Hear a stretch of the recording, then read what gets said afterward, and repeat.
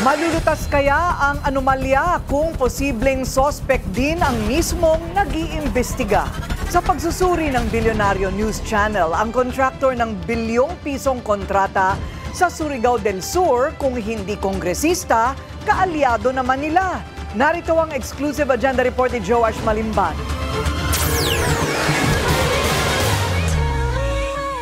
Viral ngayon sa social media ang umano'y 1 billion peso garage ng isang gobernador para sa kanyang car collection. Sa isang video ng isang architectural and interior designing firm, ipinakita nila ang isa sa mga tahanang produkto ng kanilang disenyo. High class ang pagkakagawa mula sa loob ng gusali hanggang sa loob nito. Pero ang pinakakapansin-pansin ay ang hindi bababa sa 8 luxury cars na makikita mo pagpasok mo rito. Ano gusto mong car dito? Pili ka na. Ako? Wala. Wala bang gusto mong car? Hindi ba sa car? McLaren, syempre. Okay. Ikaw? Ako car. Favorite car? Carla. That's my favorite car. Ako naman, kung ikaw yung McLaren, ako yung Porsche na GT2 RS. Sa isang Facebook post, tila napansin ng isang netizen ang kaparehong interior design ng bahay sa video na ito sa video na minsan nang inilabas ni Surigao del Sur Governor Johnny Pimentel. Good morning to everyone. To DOH Regional Director Dr. Cesar Casion and the entirety of the DOH Caraga family, as well as the DSWD Caraga family. Allow me to congratulate you in today's launch of the Philippine Multi-Sectoral Nutrition Project.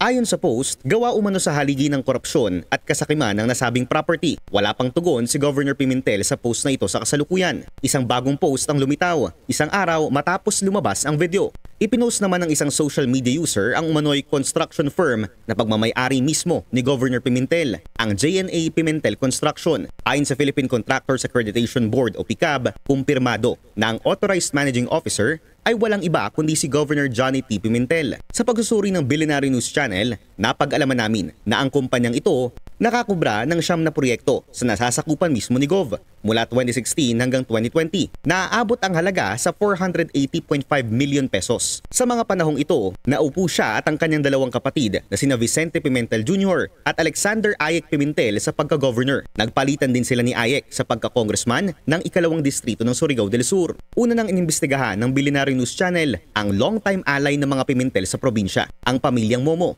na may sarili ring construction company na nakakubra ng 1.1 billion pesos na kontrata sa DPWH Caraga Region mula 2017 hanggang 2024. Kasalukuyang Surigao del Sur 1st District Representative si Romeo Momo at tumatayong chairperson ng House Committee on Public Works at co-chairperson ng Infra Committee na nag-iimbestiga sa flood control anomalies. Dati rin siyang DPWH Undersecretary at naging representative ng Construction Workers Solidarity o CWS Party List. Ang grupong nire-representa ngayon ng bilyonaryong si Edwin Gardiola. Bukas ang Bilyonaryo News Channel para sa panig ni Gardiola, pamilyang Momo at mga Pimentel. Para sa agenda, Joash Malimban, Bilyonaryo News Channel.